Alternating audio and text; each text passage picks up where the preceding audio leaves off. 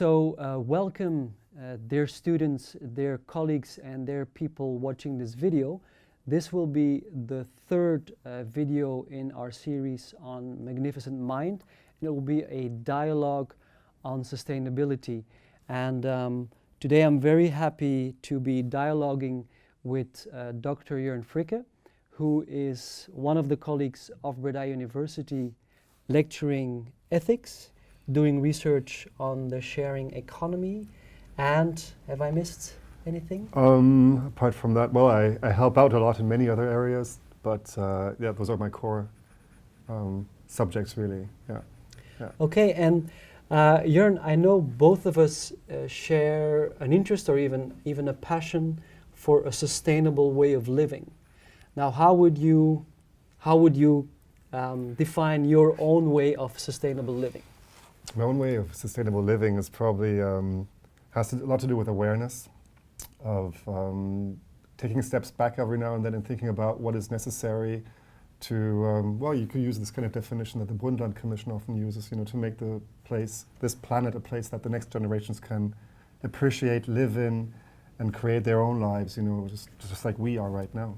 So it's about using, resources in a sustainable way, being respectful with each other, and that include not only human people, but also nature, our surroundings, making sure that your relationships are, in such a way that we help each other. It has a lot to do with basically being a human being. Okay. And being aware that you're not alone on this planet. Yeah. Okay, so I hear be a human being. We're not alone on the planet. So there's this focus on a connection with everything. Yeah. Plants, animals, humans. I guess so. Yeah. It's this idea of like just because you have a physical body that is separated from the rest doesn't mean that you're kind of disconnected from it. No, actually, I think 95% of our body is made of water or something like this, and basically what we are comes from somewhere else. Everything you eat becomes you. What you drink becomes you. What you breathe becomes you.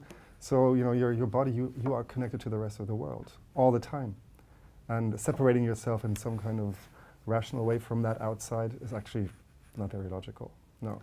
Not a very logical approach. Yeah.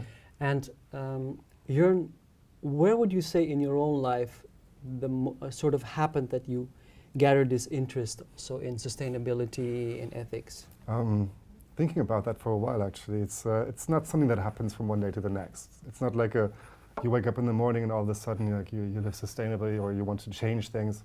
Some people might have this kind of spiritual awakening moment. I don't think I had that. It has a lot to do with upbringing, I guess.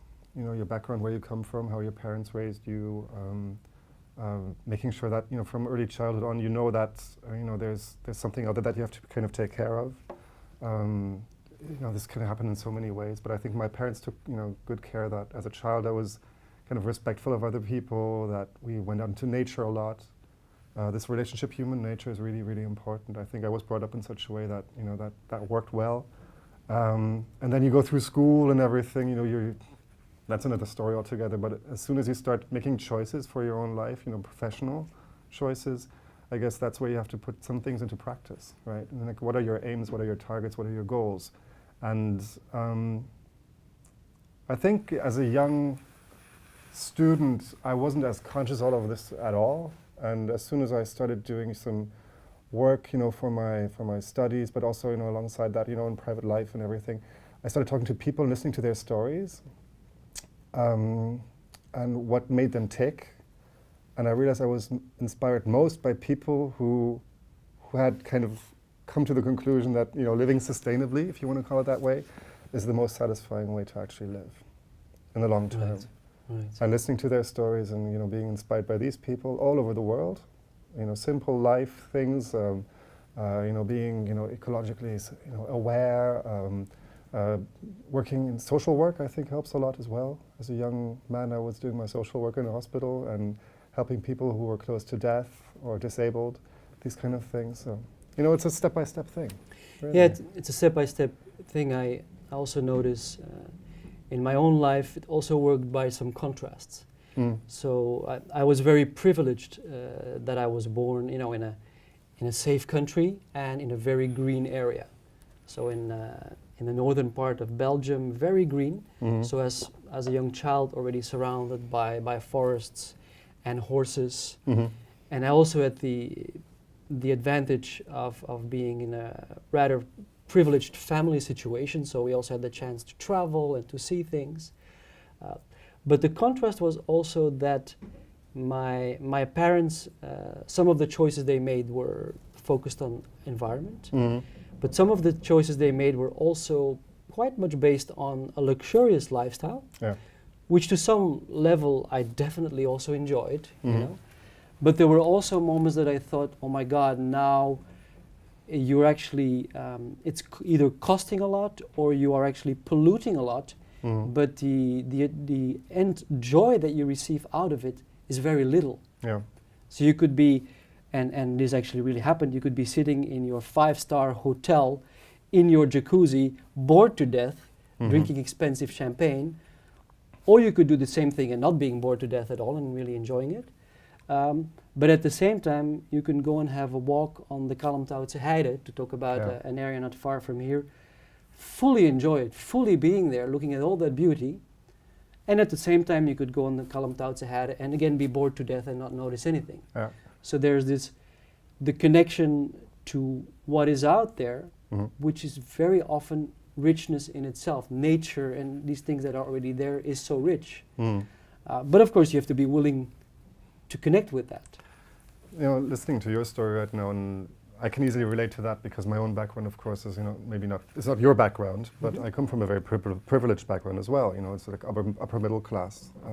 Right. So that already, even though you can see, for instance, if your parents were going for certain targets or aims in their life that are not yours, but they did kind of have the chance to provide, you know, in a financial way. They opened up, you know, that way, because that's how our system works, really. They open up, you know, these doors, you know, potentially for you that you can step through and, Right. you know, give you a wider range of choices to take. And I am very, very grateful and thankful for all of that. But of course, you know, you can also, and I guess you should also think, you know, about whether their targets have to be yours, Yeah. or their aims. And that's where you kind of start reflecting and, you know, they're human beings as well as anybody Yeah. else. I think Yeah. we talked about that before. It's understanding what makes people tick and why they do certain things. This, of course, includes, you know, your closest family members, you know, your Yeah. parents and those who brought you up, who influenced you from a very young age. And by understanding them, you can understand yourself very well and self-reflect about why you do certain things, and that kind of leads to these choices that you took, right? Yeah, it does. And I also remember when I started taking my first steps in the green movement, Mhm. which at the time I think I was 19 or 20, would be an interest in Greenpeace, some of the green parties. Mhm. But my first real step, I think I was 22, and I joined in Belgium, was then called Agalef, the Green Party. I also joined Greenpeace at the same time, because at those days I thought I should do everything. Yeah, the idealism of that age, right? Yes. Yeah. And also had the chance to meet two ecological philosophers, Arne Nash, Sigmund Kvaløy. And what happened then is I also noticed that within the green movement, it's important to remain open, and it's also important to remain critical, in a sense that one of the naivety I had then was, oh, in the green movement, it's all great people. Yeah, which Yeah? is not the case now. And outside of the green movement, they're all bad. Mm-hmm. Yeah? Yeah. The nasty industrial world out there, and the And good the people. good green yeah? one over there. Mm. And I quickly learned that no, it's not, luckily, it's not that black and white. Yeah. And I also noticed that within the green movement, the people that I appreciated a lot Mm-hmm. were those where you really noticed that joy for nature, that joy for people, and that a deep sense of empathy. Mm-hmm. So of course they were not blind to the fact that certain things were happening. Yeah, like back in those days, a lot of the slaughtering of whales with whale hunting, a lot of the oil spills on the oceans, that was happening there. So that's really happening. But at the same time, you keep an open dialogue with industry, so that you don't want people to start losing their jobs and everything. So you have empathy for that whole field. And I've noticed most of those rather empathetic people, they shared empathy and joy for the thing. Mm-hmm. Whereas those who started very much finger pointing, yeah, those should change their lives and those should change their lives. I thought, oh my God, maybe you should change your life because there's a few issues there that even had a cruelty towards humans. Yeah. And there was even, in those days of movement, I'm not sure if Earth First still exists, but you had some people in the movement that would destroy cars. Yeah. Yeah. And then say, yeah, we're They all would doing this for the planet. They would accept violence as a tool Yeah, to achieve their accept ends, violence right? as a tool. And oh, well, I Mm. completely disagree with violence there. I think that's really, really important to understand that whether you're green, put up the boxes here right now, whether you're green or whether you're more like in a neoliberal mindset or maybe social democratic. We're talking of political parties here right now, I guess. But those mindsets behind all of this, there's still human beings that either have the ability to step outside themselves and see the world from a multi-perspective and accept that their view is only one of many, and that in order to kind of move forward, you have to find the compromise and work together, or you're going to be dogmatic and finger point and basically think black and white and create more barriers. And my personal conviction is, basically what you're talking about as well, is that finger pointing is not going to get us forward, really. I understand that you have to be strong in your convictions and you have to be, you have to be able to make your point, but you should definitely accept that the rest of the world also has a right to exist. And, speaking of green, a good example right now, for instance, in Germany is the green movement wants to get rid of all the mining. Right? There's a big mine near Cologne, and they want to get rid of that. But there's tens of thousands of jobs that are connected to that, and you can't deny that. The reality of the people who work there is, this is my job. If you close this thing, then what's going to happen to me and my kids? Yeah. Right? And it's a good case to basically show how these conflicts that exist between the green movement, the sustainable ideas, and the reality of life out there. If you want to find a solution to that, you have to be able to empathize with the other. You have to be able to step outside yourself and say, okay, what's the reality? How can we move forward that makes it work for everyone? And that's the only way to go, really, I guess. Right. Right. So you took that step as well at some point from the green movement. You saw this happening there as well, or what?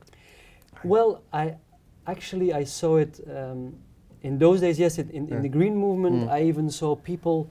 At some point, I remember somebody coming to me and saying, "Oh, we wanted to start a green economics thinkers group, which we did. But then one person came to me and said, let's keep it in Antwerp." I'm like, why? I mean, this is like a national or a global issue. We don't need to keep it in our town. But then I thought, my God, what narrow strategic or whatever tactical thinking. This was just one incident out of a few others. But in those days, it actually made me move away from the Green Party towards my first job at Ecover. So I was looking, is there a green industry out there? And again, in those days, I think I was 22, so I didn't know a lot about industry. But I did then find out that, there's this one company, they make washing products, and they're highly sustainable. And I read, and I said, this is like the real deal. And there was a lot of greenwashing back in the late, early 90s, as there is today. But they were not. They were really, doing the good things. And I remember then, I thought, okay, I'm going to apply to green industry, because I really thought if people buy this washing product, at least they're polluting less than if they're buying some of the traditional ones, right? And I remember at that first job, when I applied to the job, that's an anecdote I want to say. I applied to the job, and back in those days, recycling paper was gray. Oh yeah, the good old days, Nowadays it's like white also, but then it was gray. And I wrote my letter on recycled paper because I thought it's an ecological company. A week later, I get asked for the job, and the first thing the boss says, he says, almost every day I get resumes in from people. You're one of the few who wrote it on recycled paper. On gray paper, And that's why we asked you. I'm like, that's obvious, you're ecological. But as I started the job there, and I have to admit, back in the day, it was 1/3 of the salary of what you would get at Procter & Gamble or Unilever, to just talk about two competitors of the day. But a whole world opened in terms of, in those days, I found out about something like, I mean, I'm not busy with washing products, but I found out that the Romans had a way of making soap that was extremely ecological, based on plants, and that somehow that knowledge had gone away because we chose a petrochemical equivalent. And Ecovert had actually gone back to the old Roman way, continue with plants. So a world opened up, and then I learned about all these other ecological things that the company was doing, like in its factory, in its production of soap. And I met an inspiring bunch of people, because it was a small company compared to these huge giants of Dash and Dreft, and it was tiny, tiny in those days. Today it's still small,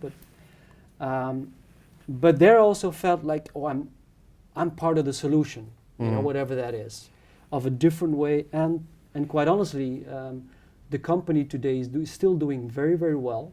It's been bought by one of the giants, I think Johnson & Johnson, but I forgot. I'm not sure.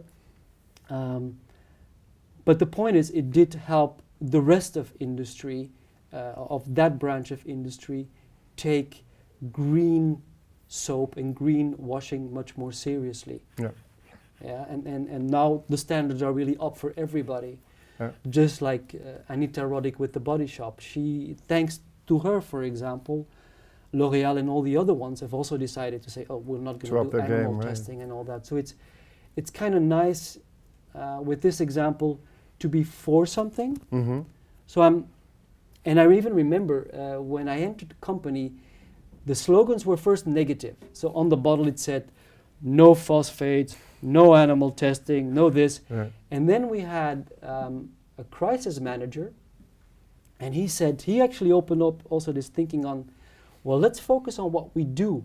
The positive side. So he said, we have natural ingredients.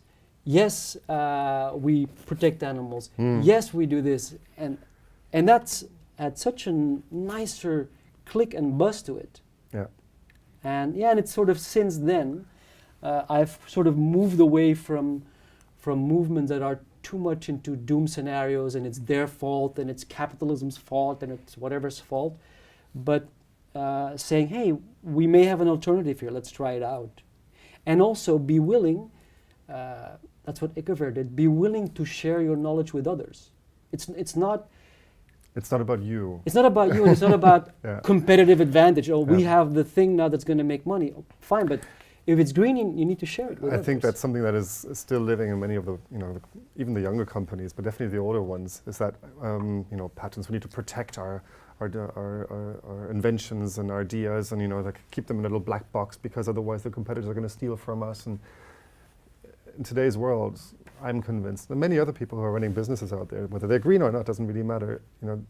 Keeping ideas to yourself is not going to happen. It's not going to work anymore, because information passes so quickly from one to the next, and cooperation and working together is going to go way better, for everyone, than trying to outcompete each other all the time, right? Because they're going to up their game anyway. It's like, why not just work together on this? The term co-opetition probably rings a bell, right? Co-opetition, cooperate, work together, and develop together, because the critical mass is bigger, the pool of innovation is bigger. There's so much more you can achieve that way, right? Absolutely. Yeah. And definitely for startups. I mean, people who just want to start up a business, you just got to open up the doors and let everything come in, and share your ideas and see where it gets you, really. Yeah. Absolutely. So, Jorn, we just finished our talk on, you mentioned cooperation, so the importance of cooperating with those sustainable initiatives, with those new initiatives. You mentioned to me over lunch that this German thinker who wrote a book. Can you say something alles about kann that? anders sein. Alles kann anders sein. Alles könnte anders Alles sein. könnte anders sein. No, the interesting thing about this book is Alles könnte anders sein, is that what you just mentioned about this kind of negative approach of no, not this, not that, the doom scenarios, it's the end of the world kind of idea. that's not going to help us really to move forward, because the risk you run, and it does basically happens, is that people turn into these rabbits in the headlights. I was like, oh my God, so if everything is doomed, if everything is going to go black and everything is going to go bad, what do I do? And then of course you have these natural reactions in humans of, flee or freeze and all these things, and lots of people just freeze. Yeah. They just freeze. So that approach is not going to help us at all. So you have to be more positive. And the beautiful thing is, and I'm really convinced this is the way to go, is that there's so many beautiful ideas and initiatives and that are not even out of the ordinary. And so many people coming up with great ideas out there, worldwide. I'm not talking about like only in the Netherlands or in Belgium or in Germany, like Africa, Latin America, especially in countries with limited resources, actually. Yeah. Because with limited financial resources, you have to become slightly more creative in finding solutions, because money is not an option often, right? You can't buy your things, you have to kind of come up with, free things, or, use your human resources, natural resources, whatever that is. So there's so many beautiful creative ideas, and this concept, basically what it means from Welzer is alles könnte anders sein, and it's a positive message, right?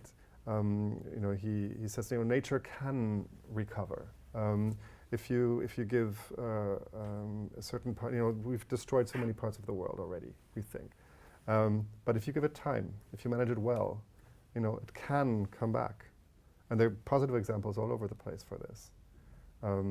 Just as humans can kind of, return from trauma and from damage, this is not like a hopeless fight, quite the opposite. Right. And you shouldn't believe the doomsayers and the dark sayers. You have to take the information in, and take what you can use from there. But this doom scenario around it is not going to help us as a collective move forward at all. Exactly. No. And could you maybe, if we bring it closer to home, first of all, in what you are teaching at Breda University, can you maybe give some examples of some material that you there use or explain?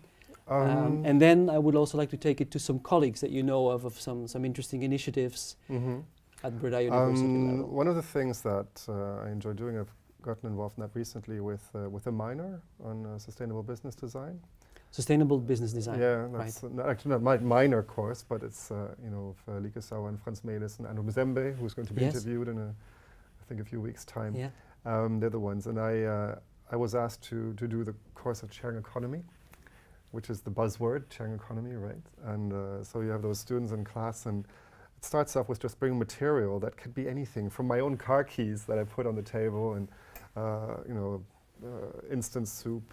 I think I bring a leash for my dog or something. All these little things and everyday things that you just have.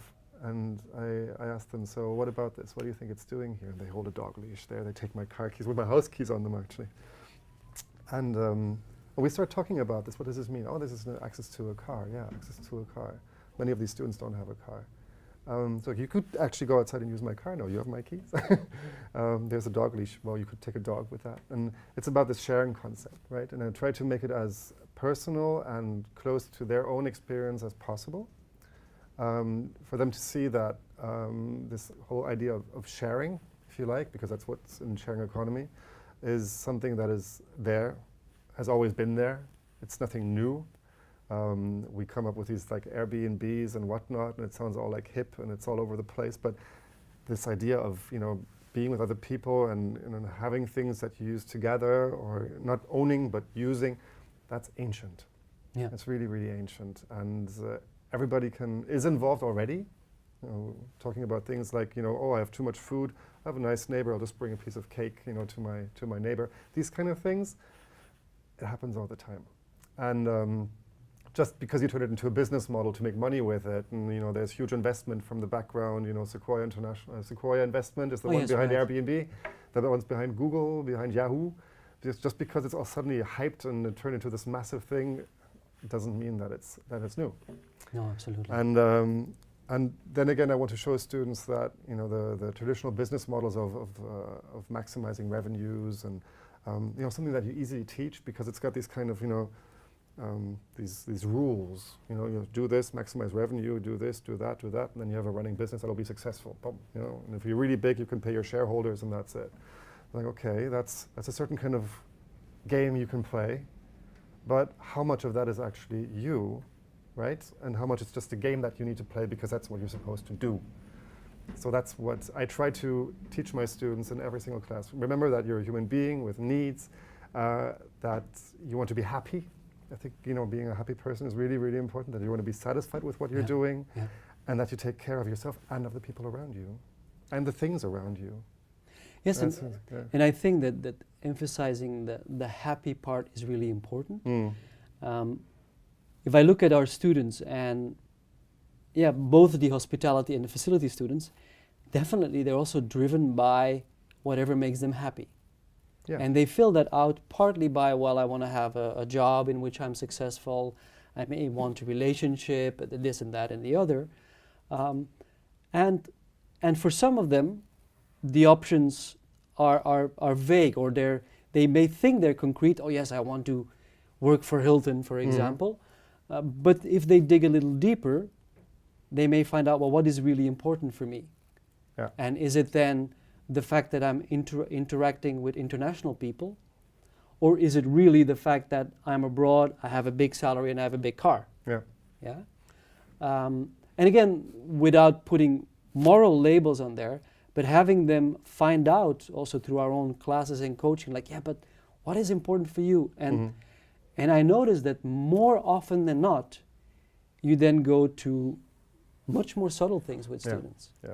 If you start going down this, like, why is this? So why do you want that? And you go, oh, I want to have a job. Why do you want to have a job? Oh, I want to have money.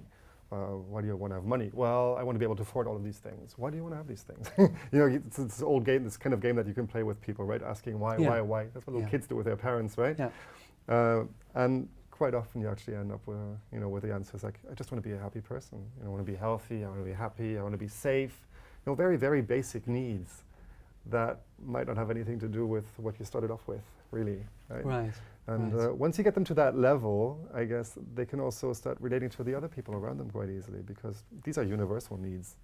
Yes. Regardless of whether you're from here, whether you're from another part of the world, you know, being happy, being healthy, feeling safe, feeling loved, you know, these kind of things.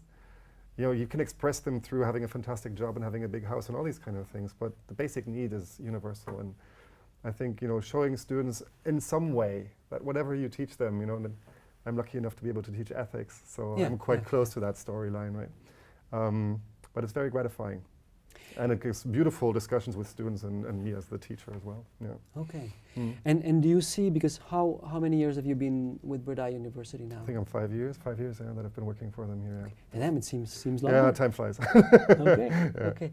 And do you notice anything different either in them or in you, in your approach with teaching that subject? You mean with the students? Or with the students. Definitely. Like, I remember when I started teaching here, like 5 years ago then, that when we talked about sustainability, let's use the buzz term right now, most students were still like, you know, what are you talking about? I mean, huh? So we really had to start from scratch.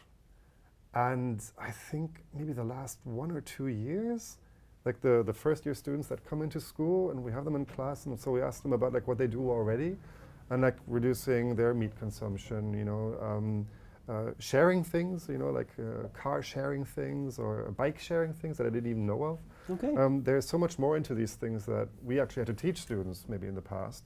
They come in now and already know of them and use them, and it's become like, you know, self-evident. Like, no, that's the standard now.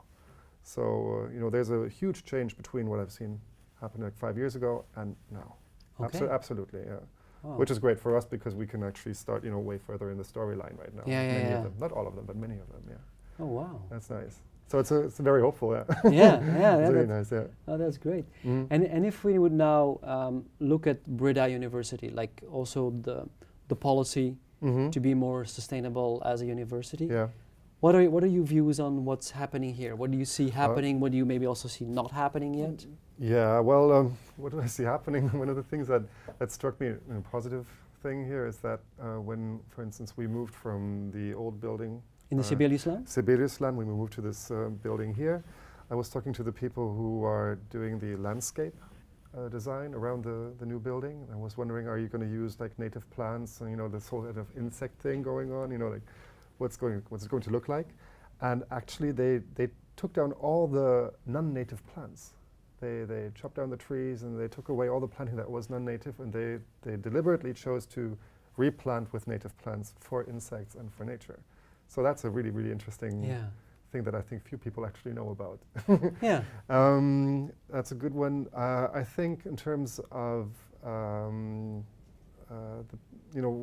working together, the way that they treat their staff, at least as far as I can tell, it's very sustainable, if you like. There's lots of support, of very much human-based way of employment. I'm very, very happy with being employed at Buas. Things that could happen that could be better. I think we can do a lot with waste still. Right. I think recycling, garbage, waste reduction, probably food waste. I don't know so much about that, but I think we could do a lot there still. Yeah, and I think I don't know about it. I think they have solar panels on the roof now, as far as I think they do actually. They do, okay, yeah. So things are happening in many ways. Of course, you can always want more. You can always want it faster, but it's getting there slowly. Yeah, because I also see initiatives from colleagues like, for example, our colleague Lieke Sauer. Yeah, she's in the food area. In the food area, and who's now starting her own food business also. Around more vegan or vegetarian cooking and providing. So. There's many initiatives. One thing that I would like to see, if I can start promoting some ideas, is like see Buas get involved more with the community of Breda more. With the community of Breda, yeah, because we have this beautiful big building there, and we have lots of like empty walls, and it's like we have creativity, we have artists in Breda. Let them bring in their art, show it to the public. We can interact more with the surroundings, close to us. Right. There's so much more that Buas could do to actually be, inside Breda a lot more. But anyway, that's me. No, it brings me. I'm glad you brought that up. Back in '92, Ecover, in those days, we had a very limited marketing budget. Mm-hmm. I mean, we didn't do any TV ads, and our marketing was basically just do good stuff and hope that journalists write about it. Yeah. But at some point, we thought, well, we would like to have some billboard posters of Ecover. Mm. And what we're going to do is we're going to take old posters from anything that was put in the garbage. So in the paper garbage place, we're going to go get them. Mm. And we're going to ask art students from the art academies, make us an Ecover poster. Mm. And there was some funding for that, but it was still quite limited compared to traditional marketing budgets. But then all over Antwerp, I think, I'm not sure if we had now 15 or 20 billboards, but they all were different. Mm. They're all recycling other billboards, and there were arts, little pieces of art. Yes, it did say the name Ecover in it, but the rest was just a creation all on itself. Mm. And sure, we had the press by that and all that, but especially interacting these artists, and it kind of links with what you previously said. When you're poor, also as a business. You have to start thinking, hey, what can we do differently? Rather than just, hey, here's €1 million. Here's a check and we pay. Yeah. But then when you involve artists and you realize they're actually, these students were quite happy they received that project. And they could display their creations all over town. And so sustainability becomes human interaction, becomes being good for the planet, becomes creating beauty. All of those things can be part of that. Yeah. And it's far removed from the image which sometimes still exists, but was very much there, I remember, in the 90s. Green meant, to put it simply, people that are pale, eat soybeans, wear sandals. Yeah.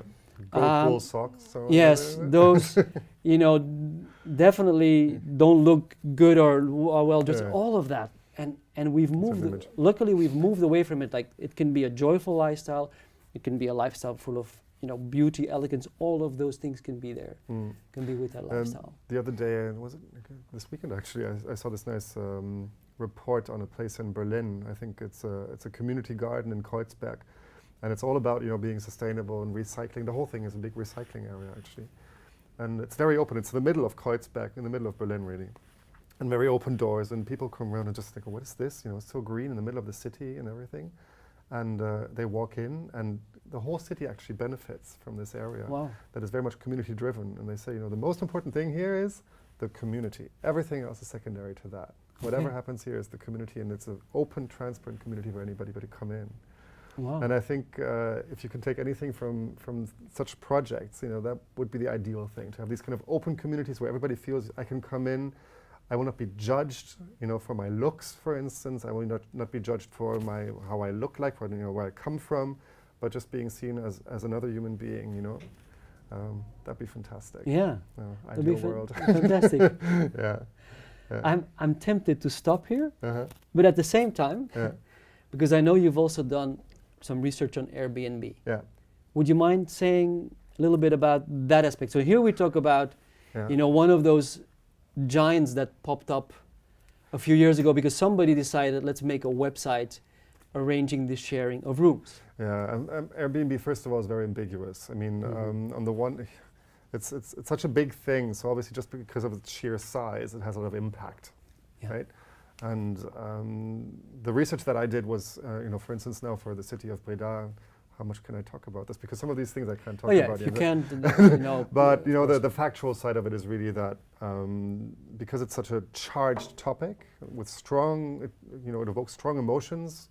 Ranging from the people that can't find apartments to live in anymore because they're being rented out, but people who rent out apartments through Airbnb making lots of money with it. Cities who struggle to find some way of finding rules to make it work really, for the community as a whole. So it's a very, very difficult area. However, this is only in parts because the impact of Airbnb, this heavy impact, is concentrated in a few major cities. Okay. Right? But that taints the whole discourse around it. And so basically what I did for Breda was look at the factual information on what's happening with a thing like Airbnb in a city like Breda. How big is it really? What is the impact so far? And what does that actually mean? So I did that research for the city of Breda, for instance, and based on that report, I was invited to other events, and it just struck me that the way that people see Airbnb and the sharing economy as a whole is very much twisted, often in other places, because they think, oh, everything is Amsterdam, everything is like in Amsterdam. It's like, no, hold on, it's not like in Amsterdam. It's a different story. Yes, you have to be careful, but there are many things that Airbnb can do. Right. That are positive. Yeah. Right?